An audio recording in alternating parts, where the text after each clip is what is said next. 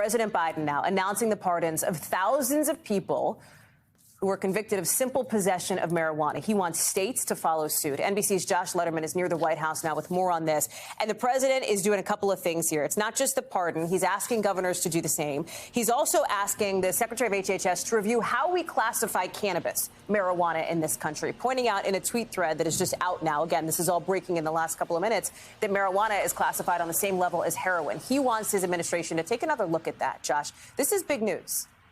It is big news. It's clearly the biggest step under the Biden administration so far on federal marijuana reform, Hallie. The president saying in a video that was just released by the White House, too many lives have been upended because of our failed approach to marijuana. It's time that we right that wrong. This decision coming just about a month ahead of the election, with President Biden making that move, as you said. He's going to issue pardons for everyone who has a federal charge for simple marijuana possession. And the White House tells us there are about 6,500 Americans who fall into that category. He wants governors to do the same because the vast majority of convictions for marijuana possession are at the state level, not the federal level. And then one of the most significant things the administration is doing is really pushing the Attorney General and Health and Human Services to rethink marijuana as Schedule 1 under the Controlled Substances Act, which is something that has really prevented marijuana over the years from being able to be tested as a potential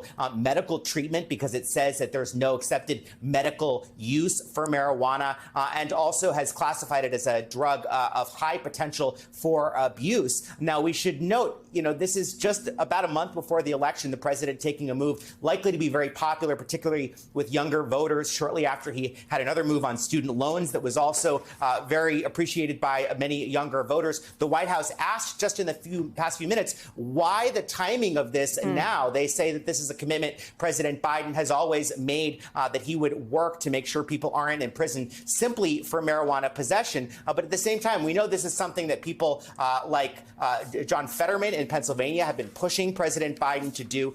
It's clearly something that's going to add to the factors that are motivating Democratic voters to go to the polls, at least according to what Democrats hope, as the president makes this significant move. Still, he is not eliminating all marijuana laws. We should be very clear about that. The president saying that laws should remain in place that deal with things like trafficking of marijuana, as well as selling it to people who are underage, Hallie. He's also specifically, Josh, citing the inequity present in these convictions for marijuana possession, too.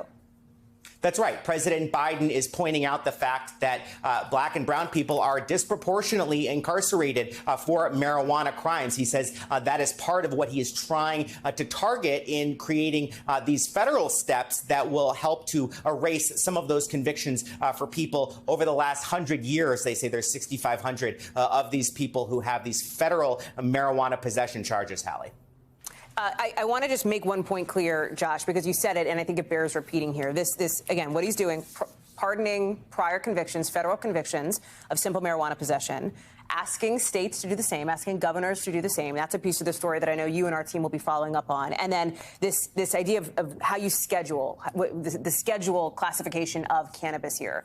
I've done some reporting in the last year, specifically with veterans who have basically all but begged the administration to take this step because they say, and there are many, I think, groups of people who are suffering from maybe physical issues, et cetera, who have found that cannabis helps from a medical perspective. That is their anecdotal lived experience of this. And I talked to several who were basically begging the federal administration to do just this, because without a change in the classification of cannabis, it's hard to study it. It's hard to get it as a prescription, even in states where taking cannabis is legal. So when you look at the potential impact of what the president is doing, it could be quite significant.